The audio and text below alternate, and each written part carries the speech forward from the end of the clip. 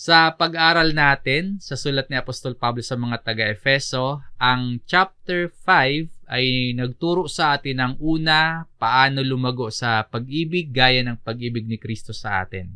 At ikalawa, kung paano tayo dapat lumakad bilang mga anak ng liwanag. At ngayon po, sa isa pang bahagi o isa pang section ng chapter 5, papaalalahanan naman tayo ng sulat na ito na lumakad ng may karunungan. Pag-aralan po natin ito.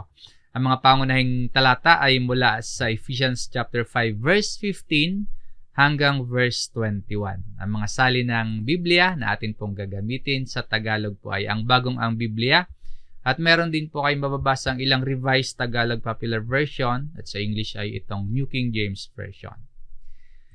Muli mga kapatid, ang salitangang lumakad ay madalas nating mababasa sa sulat ni Apostol Pablo bilang paglalarawan ng pamumuhay o paglalarawan ng pagsasabuhay.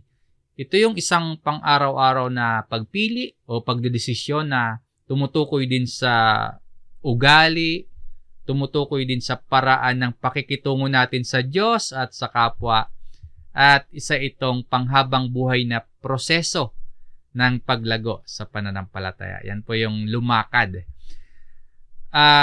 Kapag may nagpaalam sa atin, sa pamilya natin, may lakad, may lalakarin, or kaya may pupuntahan, or aalis, o babiyahe papuntang, halimbawa, school, or trabaho, or pupunta sa malayong lugar, halos automatic po na sasabihin natin kapag nagpaalam siya sa lakad niya na sasabihin natin mag-ingat ka o kaya mag-ingat kayo sa biyahe. Isa po iyang pagpapahayag ng malasakit at pag-ibig dahil alam natin na posible na may masamang bagay ang mangyari kapag sa journey nila, sa paglalakbay nila. Kapag nag-drive sila, pwede silang mabangga, o kung yung driver na sinasakyan nila, kung sila ay pasahero, kung hindi mag-iingat, maaari ding maaksidente. So, sinasabi nating mag-ingat ka dahil gusto natin silang makarating na maayos sa pupuntahan nila at makabalik sila sa atin ng maayos. Again, expression of love. Ngunit higit sa pisikal na kaligtasan, dahil din po nasa paglalakbay din tayo, spiritual journey. Higit sa pisikal na kaligtasan ng bawat isa sa atin, mas dapat din tayong magmalasakit at magpahayag ng pag-ibig sa espiritual na kalagayan ng ating mga mahal sa buhay at pati na rin po ng sarili nating pamumuhay. Dapat concerned tayo. Mula sa chapter 4, sa pag-aral natin ng sulat na ito, si Apostle Paul ay concerned tungkol sa paglakad natin bilang mga Kristiyano, yung pamumuhay natin bilang mga Kristiyano, na tuloy-tuloy yung kanyang pagtuturo, tuloy-tuloy yung kanyang paalala na sa araw-araw nating paglakad o sa araw-araw nating pamumuhay hanggang makarating tayo sa dulo ng destinasyon ng buhay natin, ang lagi niyang paalala, ang patuloy niyang pagtuturo, maging angkop ang paglakad o maging angkop yung pamumuhay natin sa mensahe na tinanggap natin. Yung mensahe ng mabuting balita ng kaligtasan, at ganun din po maging angkop yung pamumuhay natin sa mga pagpapalang tinanggap natin sa ating pakikipag-isa kay Kristo. Na tayo nga po ay lumakad ng nararapat sa pagkatawag na sa atin ay itinawag. Kaya po ang lumakad ng may karunungan, namumuhay ng may karunungan. Matalinong pamumuhay. Hindi padalos-dalos, kundi maingat, disiplinado, hindi pa bara-bara, kundi merong direksyon. Pinahahalagahan ang kalooban ng Diyos at nakaugat sa katotohanan. Samahan po ninyo ako hanggang matapos ang araling ito dahil mahalaga ang mga paalala dito ni Apostol Pablo. Lalo na kung may mga pagkakataon sa journey mo, sa buhay mo, na kung tayo po ay lumalakad na tila wala ba tayong taglay na karunungan. Na hindi tayo nagiging maingat kung paano tayo mamuhay. Or hindi tayo nagiging maingat sa mga binibitawan nating salita na nagiging padalos-dalos tayo, maging sa mga desisyon na ginagawa natin. Hindi tayo nagiging maingat, nagiging padalos-dalos pa. At hindi tayo nag-iisip sa paggamit halimbawa ng oras na meron tayo, lakas na meron tayo, o kaya mga bagay na meron tayo dahil hindi na tayo nag-iisip kasi nangingibabaw ba yung emosyon natin, yung damdamin natin. Ang buhay Kristiyano po, dapat na maingat tayo sa ating paglalakbay. Dapat tama yung dinadaanan natin. Dapat nakakatiyak tayo na hindi tayo naliligaw at hindi tayo bumabalik sa dati nating masamang kalagayan. At dapat din pong nakatitiyak na tayo na tama yung direksyon o yung daan o yung landas, pati destinasyong tinatahak natin na ayon sa kalooban ng Diyos para sa atin yung landas na binabagtas o nilalakbay natin. Yun bang ang paraan ng pamumuhay ay pinag-iisipan nating mabuti? Tama ba yung hakbang natin? Tama ba yung desisyon natin? Makakabuti ba sa buhay ko at sa relasyon natin sa iba yung mga iniisip natin at yung mga gagawin natin? So, pinag-iisipang mabuti. Yan yung namumuhay o lumalakad ng may karunungan. Sa aralin pong ito, makikita natin yung panawagan ni Apostol Pablo para sa mga Kristiyano sa Efeso at panawagan na rin po ito para sa lahat ng mga mananampalataya na ang paglakad ng may karunungan ay pamumuhay na pagiging maingat. May layunin. Ano po ba yung layunin? Yung inuunawa yung kalooban ng Panginoon at napupuno or napupuspos ng Espiritu. Isa-isahin po natin ang mga puntong ating pag-aaralan at nawa ay mahayag sa atin kung ano-ano yung dapat nating gawin para makalakad ng may karunungan sa buhay nating ito. Una, maging maingat kayo sa inyong paglakad. At upang malinaw nating makita kung bakit mahalaga ang pagiging maingat, yung bakit mahalaga yung nag-iingat tayo sa ating paglakad.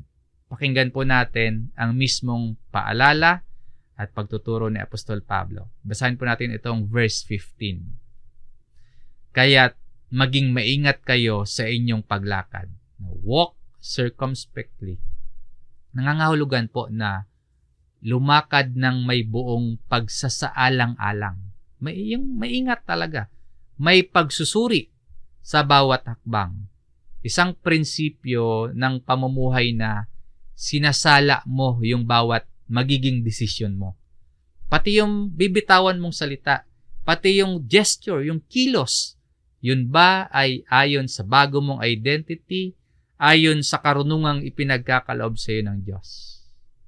Makikita natin sa verse na ito at sa kasunod ng mga talata kung ano yung hindi dapat, kung ano rin yung dapat, at kung bakit dapat ganito yung paraan ng ating pamumuhay.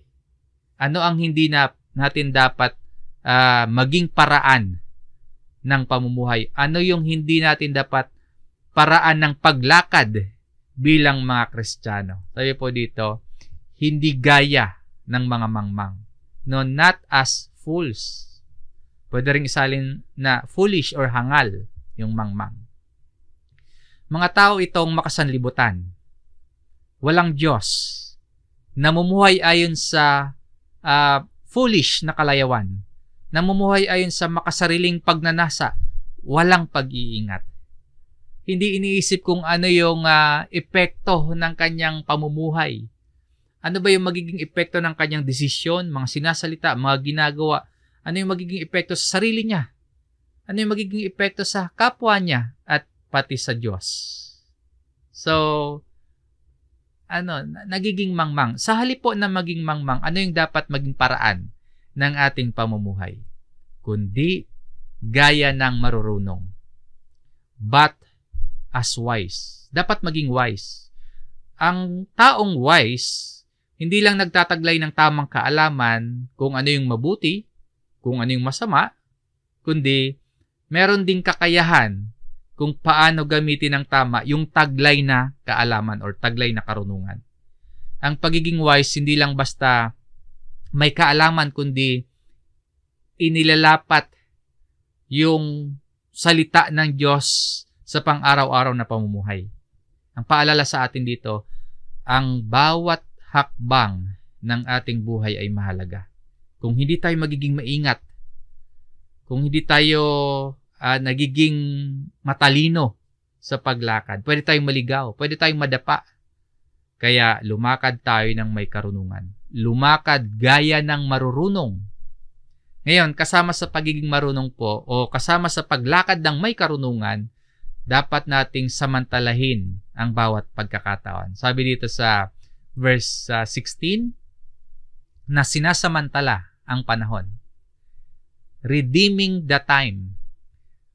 Sa Greek word po ng sinasamantala ay exagorazo. To buy up o kaya that is ransom.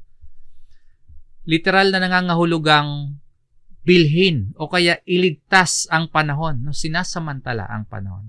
Ang ideya dito, yung panahon parang alipin ng kasamaan. Yung panahon parang alipin ng kadiliman. Ipinapakita nito na ang panahon ay mahalaga at limitado. So, kailangan nating gawin yung lahat ng ating magagawa or samantalahin natin ang pagkakataon o panahon na meron tayo para magamit sa mga layunin ng Diyos. Ano ba yung layunin ng Diyos? Narito pa yung ilan. Ang layunin ng Diyos sa ating buhay, makilala natin siya, ang Diyos, ang Ama. At makilala natin si Hesukristo na kanyang isinugo. Yan yung ilan sa mga layunin ng Diyos sa ating buhay. Ang gawing alagad ang lahat ng mga bansa. Ibig sabihin, dalhin yung mga unbelievers sa pananampalataya. Dalhin yung mga nasa kadiliman sa liwanag. Dalhin ang mga hindi sumasampalataya tungo sa pananampalataya kay Kristo. At sa parehong pagkakataon, akayin natin yung mga kapwa mananampalataya na lumago sa pagsunod at lumago sa pagiging katulad ni Kristo. Samantalahin ang pagkakataon dahil ang panahon po mahalaga at ang panahon ay limitado. So habang may kakayahan, habang may opportunity tayo, habang may oras tayo, habang may lakas tayo, samantalahin ang pagkakataon, ang panahon. So ang pagiging maingat sa paglakad, pinag-iisipan yung mga ginagawa sa araw-araw na hindi lang kung ano yung kasalanan at kung ano yung hindi kasalanan. Hindi lang din pagkaalam kung alin yung tama at kung alin yung mali, kundi pagdedesisyon kung ano yung pinakamabuting makakatulong para matupad yung mga layunin ng Diyos sa ating buhay. Halimbawa, sa paggamit natin sa social media, na naipaalala sa atin yung ilang mga layunin ng Diyos, no? Yung dahil limitado at mahalaga yung panahon o yung oras, gamitin natin sa layunin ng Diyos ang lahat ng opportunity na meron tayo, ang makilala ang Diyos na ating Ama at ang makilala ang kanyang isinugo, ang ating Panginoong Hesus, at gawing alagad ang lahat ng mga bansa. So, halimbawa, sa paggamit natin ng social media, na ipapakilala ba natin ang Ama at si Jesus? Or ganito, sa pagpapagamit natin sa mga bata, sa mga anak natin, ng social media or pagbibigay natin ng access sa kanila sa internet, natutulungan ba natin silang ma-disciple, yung makilala ang Ama at makilala ang Panginoong Hesus?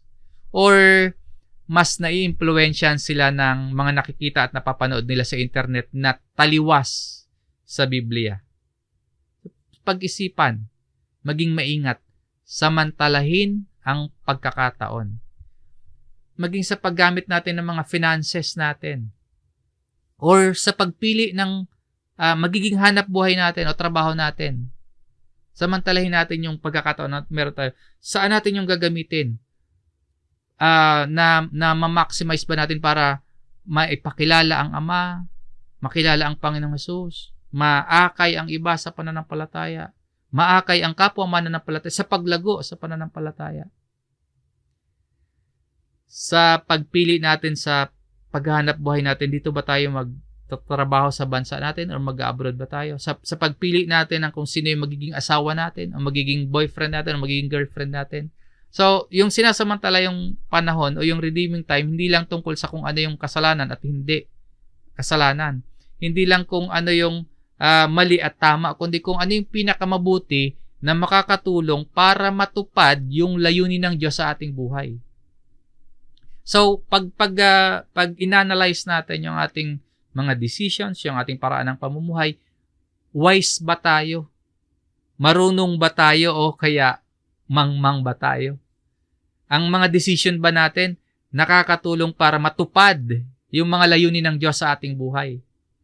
O, kapag pinili ba natin itong trabaho na to, yung purpose ng Diyos sa ating buhay, natutupad ba yun? Kapag pinili ba natin yung magiging karelasyon natin, natutupad ba yung layunin ng Diyos para sa sarili natin, para sa pamilya natin, para sa church na kinabibilangan natin? Sabi po ni Apostol Pablo, kaya't maging maingat kayo sa inyong paglakad, hindi gaya ng mga mangmang, kundi gaya ng marurunong na sinasamantala ang panahon. Now, bakit dapat tayong maging marunong at bakit dapat nating sinasamantala or bakit nating sasamantalahin ang pagkakataon? Sabi po dito, sapagkat ang mga araw ay masasama. Because the days are evil. Sa Revised Tagalog Popular Version yan, sapagkat punong-puno ng kasamaan ang daigdig ngayon. Kaya pala, dapat nating samantalahin ang pagkakataon. Araw-araw, nakapaligid sa atin ang kasamaan. Merong panunukso ng dyablo, ng kaaway ng Diyos. Meron pa ding kasalanang natitira sa puso natin. So, araw-araw na expose tayo sa kasamaan. Yung ibang mga nakakasama natin, masama ang paraan ng pamumuhay. Yung ilang nakakasalamuhan natin, hiwalay sa Diyos o kaya matigas ang puso. Yung iba, ang kanilang pamumuhay may karumihan. Yung kanilang pananalita, walang katuturan. Yung kanilang lifestyle, nasa kadiliman. Maging maingat tayo dahil kung hindi tayo nagiging maingat, baka sa halip na sila yung maimpluwensyahan natin, na sila yung maliwanagan, tayo pa yung maimpluwensyahan nila. Maging maingat sa mga nakikita sa social media. Maging maingat, mapanuri sa mga influencers na papakinggan. Maging sa mga kaibigang sasamahan. Sa pagkonsumo ng oras na meron tayo at sa paggamit ng lakas na meron tayo, maging ng pera at kayamanan na meron tayo, lumakad ng may karunungan. Maging maingat, maging wise, maging matalino na sinasamantala ang panahon gamit yung lahat ng meron tayo upang magampanan kung ano yung mabuti at kung ano yung layunin ng Diyos sa ating buhay. Maging maingat. Ikalawa, upang makalakad ng may karunungan, unawain ang kalooban ng Panginoon. Matapos magpaalala si Pablo na maging maingat sa ating paglakad, kailangan din nating malinaw na maunawaan kung ano ba talaga yung kalooban ng Panginoon. Sa verse 17, kaya't huwag kayong maging mga hangal. Halos inulit yung hindi dapat gawin na binanggit sa verse 15 na hindi gaya ng mga mangmang. Sabi dito, therefore, do not be unwise. Ang pagiging hangal dito, hindi simpleng kulang sa talino or may kakulangan sa talino, kundi yung pagiging unwise dito, pamumuhay na hiwalay sa kalooban ng Diyos. Kung titingnan sa sukatan at mata ng mundo, successful ang buhay. Mahusay magsalita, matalas ang pag-iisip, pero isang unwise kasi nabubuhay lamang ayon sa kanyang sariling isip, sa kanyang sariling damdamin, at nabubuhay sa masamang impluensya ng mundo o ng sanlibutan. Sa halip na sumusunod sa kung ano yung kalooban ng Panginoon. Paano tayo magkakaroon ng karunungan sa mga desisyon sa araw-araw? Ano yung kailangang gawin? Sabi po dito, kundi unawain ninyo kung ano ang kalooban ng Panginoon. Sa konteksto po ng sulat ni Apostol Pablo sa mga taga-Efeso, ang Panginoon dito o Lord na tinutukoy dito ay si Jesus. So, ang Amang Diyos at ang Panginoong Jesus, masasabi nating may nagkakaisang kalooban para sa mga mananampalataya. Meaning po, yung kalooban ng Ama at yung kalooban ng Panginoong Hesus hindi magkaiba. Ano ba yung sinasabi yung malinaw na sinasabi ng Biblia tungkol sa kalooban ng Diyos? Basahin po natin yung ilan na sinasabi o malinaw na nakasaad sa Biblia na kalooban ng Diyos at nawa po maunawaan natin kung ano yung kalooban ng Panginoon. Dahil sabi dito, unawain ninyo kung ano ang kalooban ng Panginoon. Sa unang Tesalonica, sa chapter 4, sa verse 3, ganito ang nakasulat. Kalooban ng Diyos na kayo'y magpakabanal at lumayo sa lahat ng uri ng kahalayan. So, unawain natin yung kalooban dito ng Panginoon. Sa chapter 5, verse 18, sa unang Tesalonica pa rin, ganito yung nakasulat. Sa lahat ng bagay ay magpasalamat kayo sapagkat ito ang kalooban ng Diyos kay Kristo Jesus para sa inyo. So, ano yung kalooban dito? Ano yung nare-reveal sa'yo na kalooban ng Panginoon? Unawain po. Sa sulat naman ni Apostol Pedro, sa unang Pedro chapter 2, sa verse 15, sapagkat gayon ang kalooban ng Diyos na dahil sa paggawa ng mabuti ay inyong mapatahimik ang kamangmangan ng mga taong hangal. Ano naman yung kalooban ng Diyos dito? Unawain po. At bukod sa ilang mga talatang ating binasa, ang buong Biblia puno ng pagpapahayag ng kalooban ng Diyos para sa atin. Ibig sabihin, lahat ng kailangan nating malaman ayon sa kanyang kalooban, para sa kanyang kaluwalhatian, para sa ating kaligtasan at sa tamang pamumuhay, malinaw po na ipinapahayag sa Biblia. So, maunawaan natin ang kalooban ng Panginoon kapag ibinababad natin yung ating isip at puso sa salita ng Diyos. Paano naman natin maunawaan ang kalooban ng Panginoon kung hindi natin pinag-aaralan ang Biblia? Upang makalakad ng may karunungan, mahalaga po na maglaan tayo ng oras sa personal na pagbabasa ng salita ng Diyos. At mahalaga din pong maglaan tayo ng oras sa pakikisama sa kapwa mananampalataya sa pag-aaral ng Biblia. Paano tayo magiging wise? Paano tayo magiging matalino at marunong kung hindi natin pinaglalaanan ng sapat na oras at atensyon at effort yung aklat na naglalaman ng karunungan ng Diyos at kalooban ng Panginoon? Unawain ang kalooban ng Panginoon. Ang ikatlo, upang makalakad tayo ng may karunungan, mapuno ng Espiritu.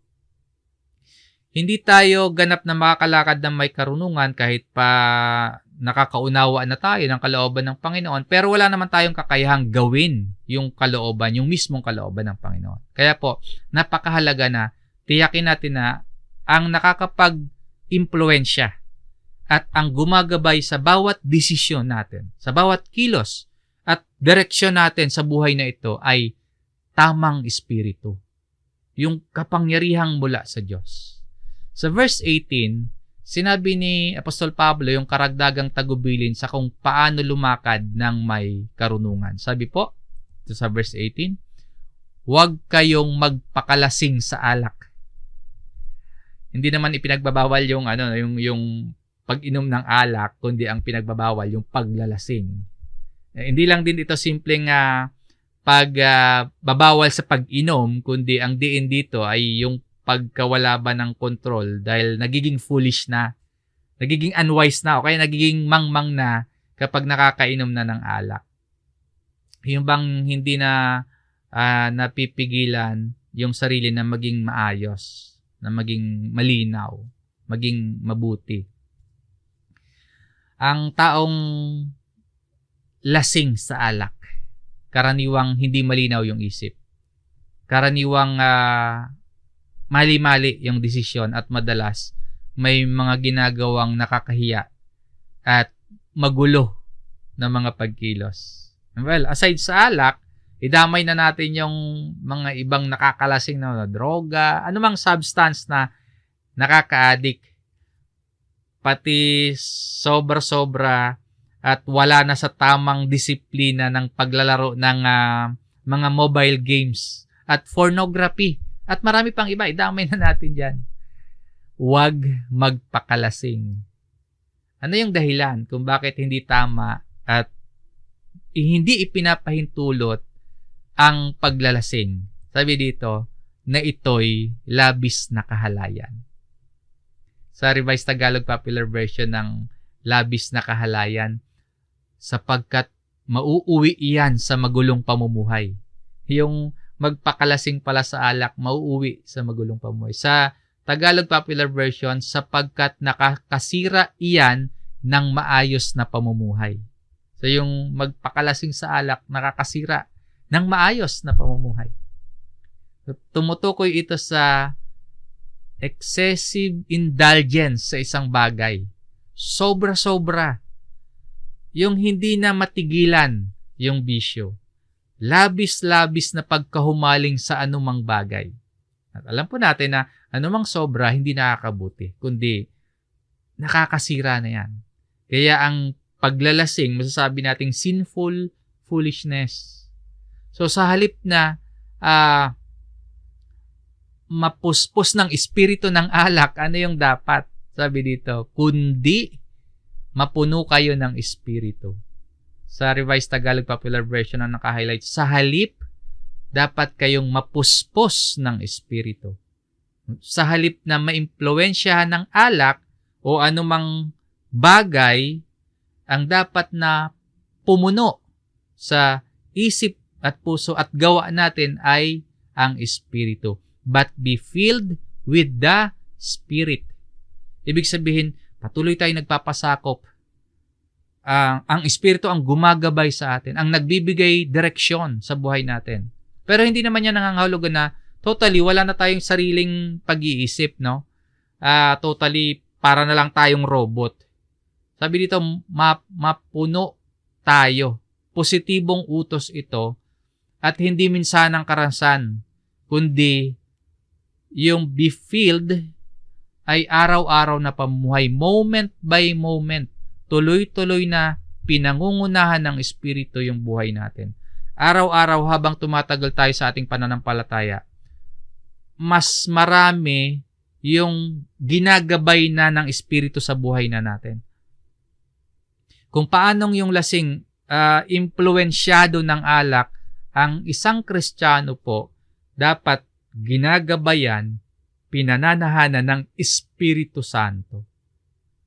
Kung ang pagkalasing sa alak nagdadala ng magulong pamumuhay at labis na kahalayan, katulad ng sinasabi dito sa talata, yung Espiritu naman nagdadala yan ng kaayusan.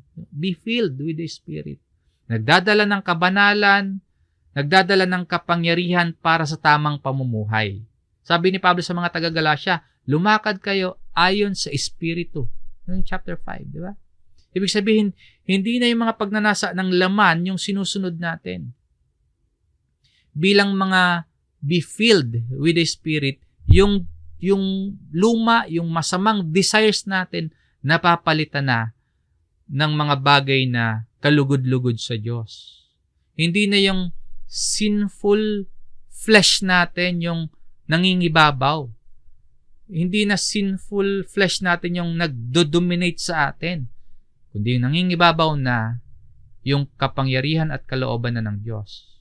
Makakalakad tayo ng may karunungan kung yung buhay natin hindi na pinaghaharian ng laman o hindi na pinaghaharian ng makasanlibutan, kundi kung pinananahanan na ng banal na Espiritu. At ano yung magiging resulta nito? Kung tayo po ay filled with the Spirit, kung tayo ay puspos ng Espiritu, kung tayo ay puno ng Espiritu, ano yung magiging resulta sa atin?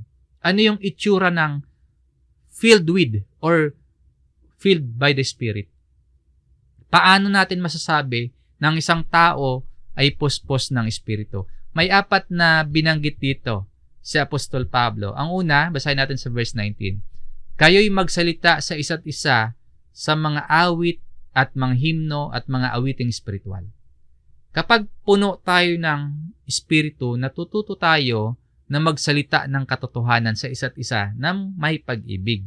At ito sa verse na ito, ang lumalabas ay psalms, hymns, and spiritual songs. Iba-iba man yung tatlo na yan, pero pare-pareho yung punto. Mga papuri sa Diyos ayon sa kanyang salita. Mahalaga itong kayo'y magsalita sa isa't isa sa mga awit at mga himno at mga awiting espiritual. Yung aplikasyon nito sa atin sa mga pagtitipon natin. Umaawit tayo. Minsan yung iba sa atin hindi sanay. O kaya sa simula, parang nakakahiya, parang awkward. Pero mahalaga din ito kasi by singing po, sinasabi natin sa isa't isa kung ano yung pinaniniwalaan natin. At nai-relay natin yung mensahe na is nating malaman ng mga kapatid natin. Kapag spirit-filled, natututo tayo na ipahayag yung ebanghelyo sa isa't isa sa pamamagitan ng salita natin, sa pamamagitan ng buhay at pamumuhay natin, sa pamamagitan ng halimbawang nakikita sa atin at maging sa mga ating mga inaawit. So ito yung una, no? Yung ikalawa na resulta ng pagiging puno o puspos ng Espiritu, hawig din dito sa una na ito. Sabi po sa kasunod, na sa inyong mga puso ay nag-aawitan at gumagawa ng himig sa Panginoon. Singing and making melody in your heart to the Lord. Hindi ito basta pag-awit na nakikisabay lang. Hindi lang ito yung parang binibigkas or binubukas mo lang yung bibig mo, kundi ito ay pag-awit na nanggagaling sa pusong filled with the Spirit.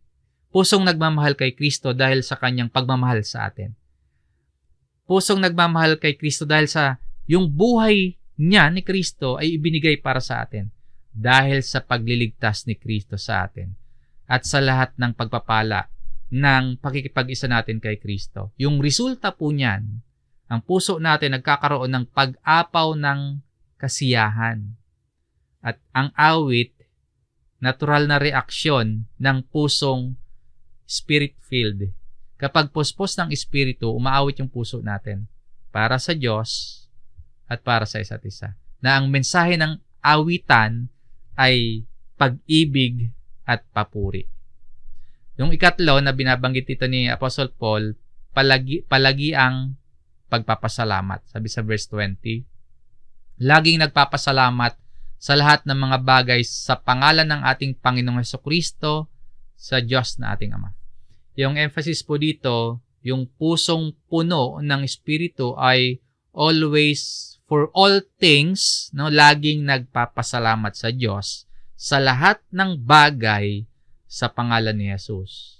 Madaling magpasalamat kapag mga positive yung mga natatanggap natin, kapag mga blessings yung natatanggap natin, madaling magpasalamat. Madali namang magreklamo kapag puro mga pagsubok, puro paghihirap yung pinagdadaanan natin. Pero kung ano yung nasa puso natin, halimbawa, puspos ng Espiritu Santo, yung puso natin, kahit ano pa man yung pagdaanan natin, pagsubok man yan, kahit anong paghihirap, magagawa nating magpasalamat dahil alam nating ang lahat ay nasa mabuting kamay ng Diyos na kumikilos para sa ikabubuti natin. Na maging yung mga hindi magagandang pangyayari ay ginagawang maaring gamitin kasangkapan ng Diyos para sa ikabubuti natin sa kabuuan. Sabi ni Pablo sa mga taga-Tesalonica, binasa natin kanina, unang Tesalonica chapter 5 verse 18, sa lahat ng bagay ay magpasalamat kayo. Sa lahat ng bagay. So, we give thanks always and for all things. Everything. In everything, give thanks. At ang pasasalamat natin ay sa Diyos sa pangalan ng ating Panginoong Hesus. Bilang pagkilala na ang Panginoong Hesus ay tagapamagitan sa Ama, na dahil kay Kristo, marami tayong dahilan para magpasalamat sa Diyos. Kapag puspos ng Espiritu, laging nagpapasalamat ang puso natin. Sa lahat ng bagay, sa lahat ng pagkakataon, kahit anong nararanasan natin, kahit anong nangyayari sa atin, kapag puspos ng Espiritu ang puso natin, lagi tayo nagpapasalamat sa Diyos sa pangalan ni Jesus. Yung ikaapat na resulta kapag filled with o filled by the Spirit, ito, pagpapasakop sa isa't isa. Sabi sa verse 21, pasakop kayo sa isa't isa dahil sa takot kay Kristo. Hindi po natural sa puso natin ang magpasakop sa iba o kaya magpasakop sa isa't isa. Hindi natural sa puso natin yan. Pero dahil sa pagkatakot o kaya tanda ng ating paggalang kay Kristo, magagawa natin itong submitting to one another. Kapag puspos tayo ng Espiritu, nagbubunga ito ng pagpapasakop sa isa't isa. Hindi dahil nagpapasakop tayo kasi pinipilit tayo. Nagpapasakop tayo dahil sa ating paggalang at pagkatakot kay Kristo. Yung puso na nagpapasakop sa authority na itinalaga ng Diyos ay ebidensya po at resulta ng pagiging puspos ng Espiritu. Yung salitang pasakop o submitting dito, hindi nangangahulugan na mahina, kaya nagpasakop, o kaya nagsubmit, o basta sumusunod sa gusto ng iba, kasi mahina nga siya. Hindi po ganon. Na hindi siya nag-iisip, kaya nagpasakop na lang. Hindi po ganon ang ibig sabihin dito. Sa halip, itong pasakop ay aktibong pagpapasya na igalang at pahalagahan ang kapwa mananampalataya. Yan po yung pasakop, yan yung submitting. Yung fear of God o takot kay Kristo, hindi naman ito basta yung nararamdaman lang na kaba o basta natatakot na lang sa Panginoon, kundi malalim itong paggalang, pagmamahal, at pagpapahalaga sa kalooban at sa pamumuno ni Jesus sa ating buhay. Kaya pasakop dahil tayo sa isa't isa dahil sa takot kay Kristo. Kapag puspos tayo ng Espiritu, yung ating relasyon sa kapwa, nagiging po yan buhay na patotoo ng pagpapasakop natin at pagpapakumbaba. Sa context ng church at family, nagiging handa tayong maglingkod. Nagiging handa tayong makinig sa isa't isa. At nagiging handa tayong magpasakop sa isa't isa dahil sa Panginoong Hesus. So, para tayo ay makalakad, kailangan nating, yung makalakad ng may karunungan, kailangan natin ang tulong ng Espiritu. Para maunawaan natin ang kalooban ni Kristo at may sagawa yung kaloobang ito sa ating buhay, kailangan natin yung tulong ng Espiritu. Kapag puspos tayo ng Espiritu, makikita yung bunga sa atin. Yung puso natin umaawit. Yung tayo laging mapagpasalamat at handa tayong magsakripisyo at handa tayong magpasakop sa isa't isa dahil sa paggalang kay Kristo. Sa huling bahagi ng ating aralin, paano natin maisasabuhay yung ating mga natalakay or natutunan? Paano kalalakad ng may karunungan at magiging maingat sa pamumuhay? Bilang pagtatapos po, nais kong iwan sa inyo yung 3 mahalagang paalala para makalakad tayo ng may karunungan na maging maingat tayo na namumuhay, na lumalago sa pagkaunawa sa kalooban ni Kristo at puspos o puno ng Espiritu. Una po, ibabad ang isip at puso sa salita ng Diyos. Paano ka lalakad ng may karunungan? Paano ka magiging maingat sa pamumuhay? Ibabad ang isip at puso sa salita ng Diyos. Ang tunay na karunungan nagmumula sa Diyos at sa Kanyang salita. Imposible po na makapamuhay tayo ng may karunungan kung napaka-kaunti naman ng inilalaan nating oras sa Biblia. Basahin, aralin, isabuhay ang salita ng Diyos sa bawat araw ng ating buhay. Number 2, aktibong makibahagi sa pamilya ng Diyos.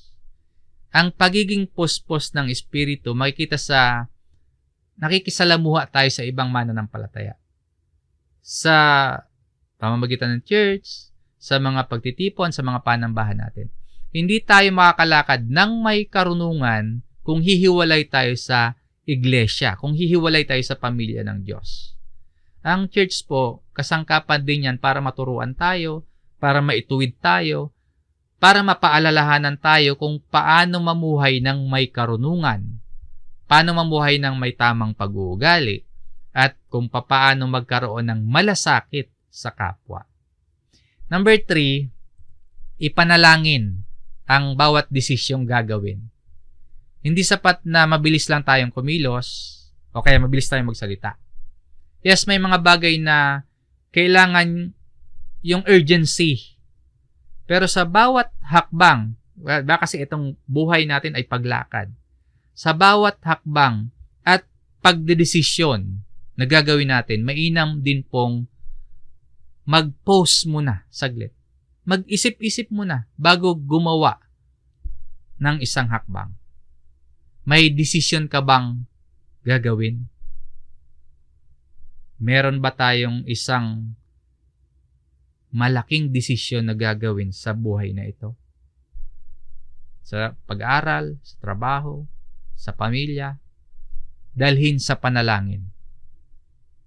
Maging mapagpakumbaba at aminin sa Diyos na kulang pa tayo sa karunungan at humingi sa Diyos ng karunungan. Sabi ni Santiago, James chapter 1 verse 5, ngunit kung ang sinuman sa inyo ay nagkukulang ng karunungan, humingi sa Diyos na nagbibigay ng sagana at hindi nanunumbat at iyon ay ibibigay sa Kanya. Hindi maramot ang Diyos. Sagana pa siya kung magbigay.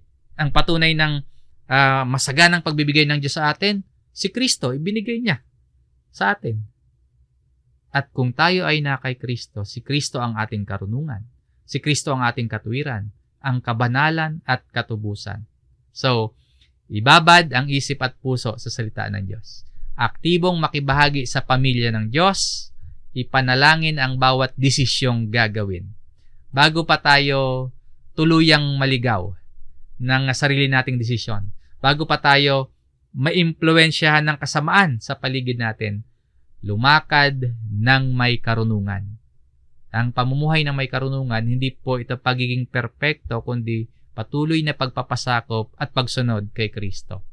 Ang karunungan, hindi basta pagkakaroon lang ng kaalaman, kundi pamumuhay na nakasentro kay Kristo at pinapatnubayan ng Espiritu. Mga kapatid, ang karunungan, hindi yan kusang dumarating. Ang karunungan ay bunga ng isang pusong lumalapit sa Diyos na nagpapasakop sa Kanyang salita at napupuspos ng Espiritu. Again, hindi perpekto ang ating paglakad o pamumuhay, ngunit ang mahalaga, hindi tayo tumitigil. Patuloy tayong matuto sa Biblia. Patuloy na umasa at magtiwala sa Diyos na Siyang nagbibigay ng karunungan sa mga masunurin at sa mga may mapagpakumbabang puso. Maraming salamat sa inyong pakikinig mga kapatid. Purihin po natin ang Panginoon. Tayo po ay muling manalangin.